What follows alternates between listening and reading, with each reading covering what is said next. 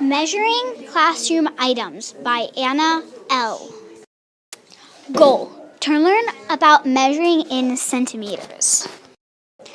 Question: how long are our classroom objects? Hypothesis: I think that the whiteboard is longer than Mrs. Anderson's desk. Materials: we need pencil, meter tape, data sheet, and our objects.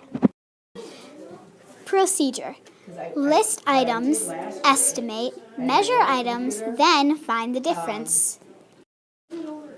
We need to measure the whiteboard, Mrs. Anderson's desk, the extra desk, my pencil case, and the classroom helper's board. Data. Here is my data. Conclusion: I discovered that smaller items are easier to estimate, like the lost and found cup. I thought it was 30 centimeters, but it was really 20 centimeters. Bigger things like Mrs. Anderson's chair was harder to estimate. It was 120 centimeters, but I thought it was 100 centimeters. I was 20 centimeters off.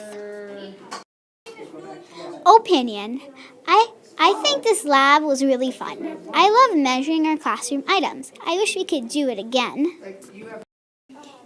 Thanks for watching!